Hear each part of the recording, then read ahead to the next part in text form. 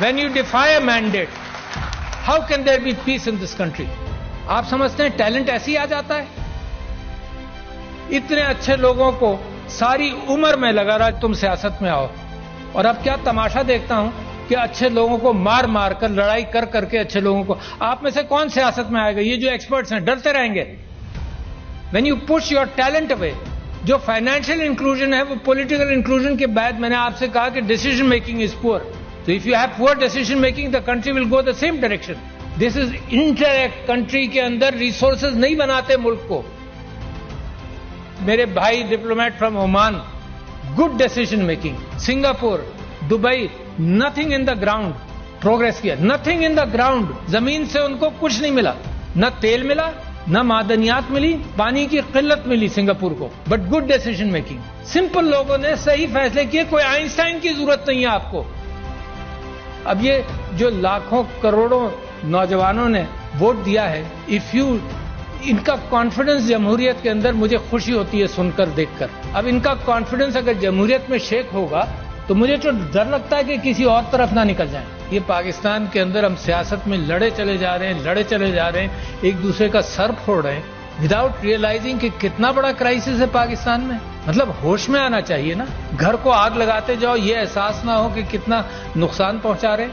ہم بڑے بڑے آئیڈیاز اس چیز کے لا رہے ہیں کہ کہیں آپ کو کچھ پتہ نہ چل جائے. ٹویٹر بند کر دیں گے ہم، کیونکہ ہمارے پاس کوئی سولوشن انٹلیکچوئل نہیں ہے مقابلہ کرنے کا. ہم پولیس والا بھیج دیں گے اس کے گھر میں جو ٹویٹر کے اندر کوئی غلط بات کر جائے، because you don't have an intellectual capacity to handle this. The bureaucracy keeps things slow. I know that.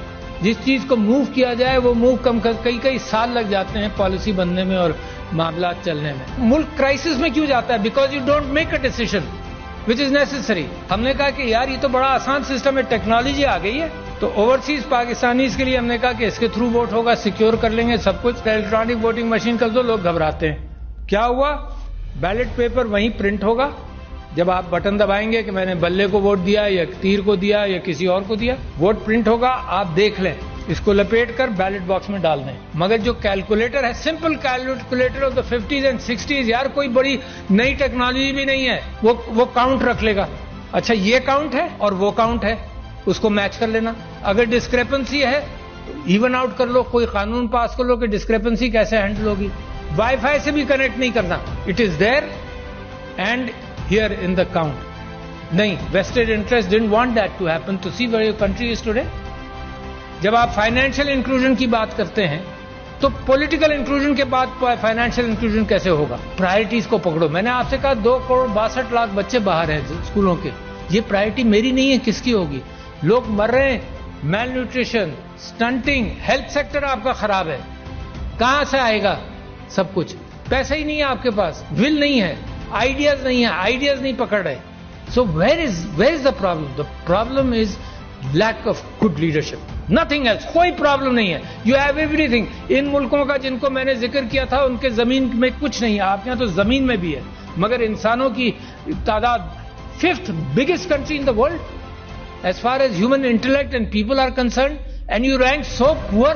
5-10 سال چاہیے سر کہ اپنے ریسورسز کو، انٹلیکچوئل ریسورسز کو پالش کر لے، اور اس کے بعد ترقی آپ کے پیر چھوئے گی. مجھے یہ امید ہے کہ سب سے اچھا خوبصورت آئیلینڈ کا امکان ہے پاکستان سے نکلنے کا. دس از اے وائبرنٹ کنٹری، اے وائبرنٹ قوم.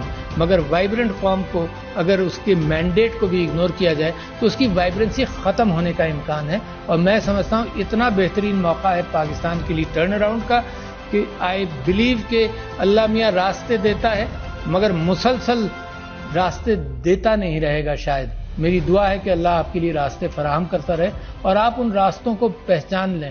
یہ گمراہی سے نکل کر، یہ راستے گم کر دیتے ہیں نا، اسی کو گمراہی کہتے ہیں. گمراہی سے نکل کر صراط المستقیم کو پکڑ لیں تو انشاءاللہ nobody can stop you from becoming a great country, which is my dream and your dream.